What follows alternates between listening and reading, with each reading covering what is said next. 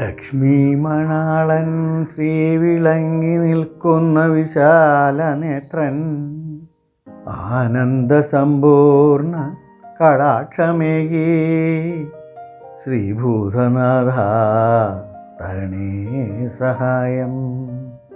പിതാമഹ, എങ്ങനെയുള്ള ഗൃഹത്തിലാണ് രാജാവ് താമസിക്കേണ്ടത്? പരമ്പരാഗതമായി രാജാക്കന്മാർ താമസിച്ചു വരുന്ന ഗൃഹത്തിൽ താമസിക്കുക, അല്ലെങ്കിൽ തന്നെത്താൻ ഒരു ഗൃഹം ഉണ്ടാക്കി അതിൽ താമസിക്കുക, രണ്ടും ആവാം. ശത്രുക്കൾക്ക് പ്രവേശിക്കാൻ ദുഷ്കരമായിരിക്കണം രാജഗൃഹം. അങ്ങനെയുള്ള രാജഗൃഹത്തെ കോട്ട എന്നാണ് വിളിക്കപ്പെടുന്നത്.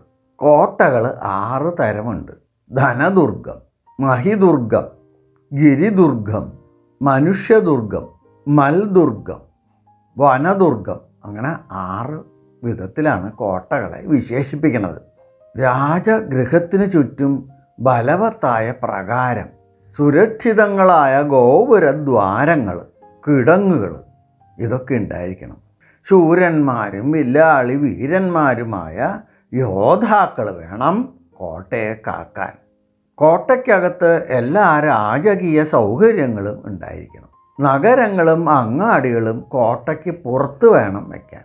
നഗരങ്ങളിലും ജനപദങ്ങളിലും സമർത്ഥന്മാരായ ചാരന്മാരുടെ കണ്ണ് എപ്പോഴും ഉണ്ടായിരിക്കണം. രാജ്യത്ത് നടക്കുന്ന പ്രധാനങ്ങളോ അപ്രധാനങ്ങളോ എന്തു തന്നെ ആയാലും എല്ലാ കാര്യങ്ങളും രാജാവ് അപ്പപ്പോൾ അറിഞ്ഞുകൊണ്ടിരിക്കണം. അങ്ങനെയുള്ള രാജകർമ്മത്തിലിരുന്ന് രാജാവ് എങ്ങനെയാണ് രാജ്യം ഭരിക്കേണ്ടത് എന്ന് പറഞ്ഞുതരാം.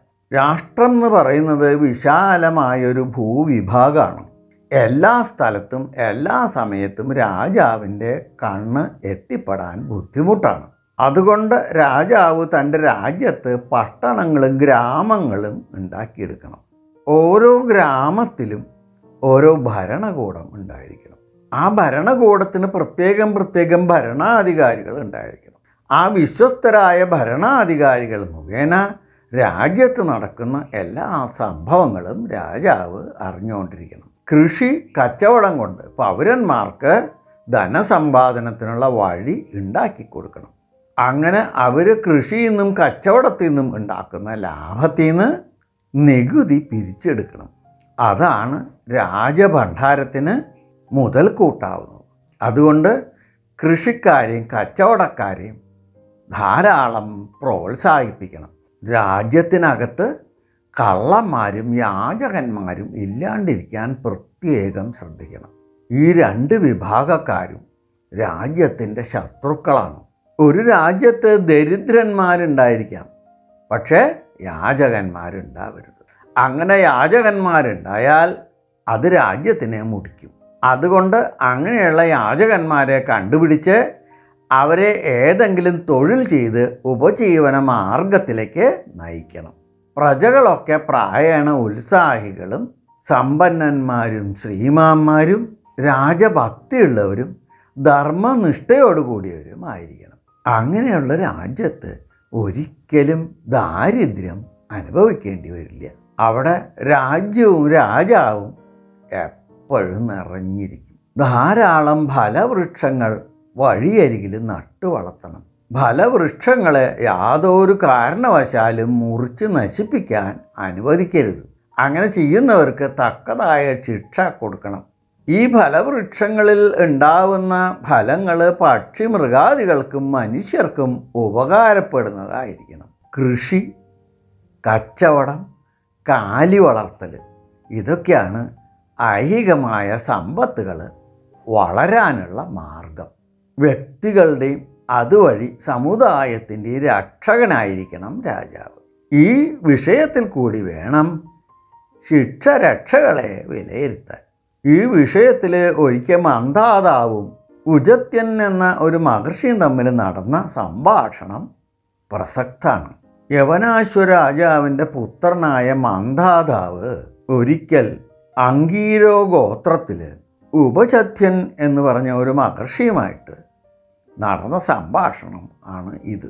ഉജത്യൻ പറയാണ്, മന്ദാതാവേ, ആദ്യം തന്നെ ധരിക്കേണ്ടത് രാജാവ് കാമത്തിൻ്റെ പാലകനല്ല, ധർമ്മത്തിൻ്റെ പാലകനാണ്. സ്വയം ധാർമ്മികനായ ഒരാൾക്കല്ലാതെ മറ്റുള്ളവരുടെ ധർമ്മത്തെ സംരക്ഷിക്കാൻ കഴിയില്ല. പ്രജകളെ നിർബന്ധപൂർവം ധാർമ്മികരായി വളർത്താൻ ശ്രമിക്കണം. അധർമ്മം പാപം വളർത്താൻ മാത്രമേ ഉപകരിക്കൂ. പാപം വളർന്നു വെച്ചെങ്കിലോ സുഖവും സമാധാനവും ഐശ്വര്യവും ഒക്കെ നഷ്ടപ്പെടും. രോഗം, ദാരിദ്ര്യം, അതിവൃഷ്ടി, അനാവൃഷ്ടി ഇതൊക്കെ അധർമ്മത്തിൻ്റെ സന്തതികളാണ്. പാപികളുടെ മനസ്സ് എപ്പോഴും അസ്വസ്ഥവും പരിഭ്രാന്തവും ആയിരിക്കും. ഒരു രാജ്യത്തെ പാപികളുടെ എണ്ണം അനുസരിച്ചായിരിക്കും അവിടുത്തെ സ്വസ്ഥതയും സമാധാനവും വളരുക. അധർമ്മമാണ് പാപഹേതു. അതുകൊണ്ട് അങ്ങയുടെ രാജ്യത്ത് ഒരിക്കലും അധർമ്മത്തിനെ വളരാൻ സമ്മതിക്കരുത്. 4 യുഗങ്ങളാണല്ലോ ഉള്ളത്. കാലത്തെ 4 യുഗങ്ങളായിട്ടാണ് വിഭജിച്ചിരിക്കുന്നത്. കൃതം, ത്രേത, ദ്വാപരം, കലി. ഇങ്ങനെ 4 യുഗങ്ങൾ. ധർമ്മങ്ങളുടെ ഏറ്റക്കുറച്ചിലനുസരിച്ചിട്ടാണ് യുഗങ്ങളെ വ്യവസ്ഥ ചെയ്തിരിക്കുന്നത്. ധർമ്മത്തിൻ്റെ പരിപാലകൻ രാജാവായതുകൊണ്ട് ആ രാജാവ് തന്നെയാണ് കാലവ്യത്യാസങ്ങൾക്കുള്ള കാരണക്കാരനും. അതുപോലെ രാജാവ് തന്നെ വേണം വർണ്ണാശ്രമങ്ങളെ ശരിയായ നിലയ്ക്ക് നിലനിർത്താൻ. അതുകൊണ്ട് രാജാവിന് 1000 കണ്ണുണ്ടെങ്കിലും പോരാ. ധീരനും പ്രബലനും വിവേകിയും ധർമ്മിഷ്ഠനുമായിട്ടുള്ള രാജാവായിരിക്കണം രാജ്യം ഭരിക്കേണ്ടത്. രാജ്യഭരണം എന്ന് പറഞ്ഞാൽ വലിയ ഭാരമേറിയ ഒരു കാര്യമാണ്. പ്രബലന്മാർക്കും വിവേകികൾക്കും മാത്രമേ അത് ശരിയാവണ്ണം നടത്തിക്കൊണ്ടുപോകാൻ കഴിയുള്ളൂ. അതുകൊണ്ട് അങ്ങനെയുള്ള രാജാവാനാണ് അങ്ങ് ശ്രമിക്കേണ്ടത്.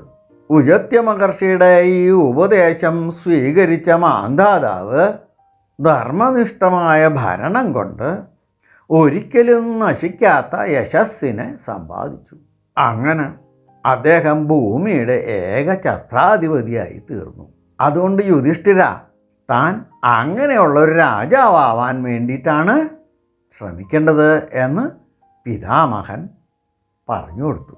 എല്ലാവർക്കും ഭഗവാന്റെ എല്ലാ അനുഗ്രഹാശിസ്സുകളും എപ്പോഴും ഉണ്ടാവണേ എന്ന് പ്രാർത്ഥിച്ചുകൊണ്ട് ലോക സമസ്ത സുഖിനോ ഭവന്തു.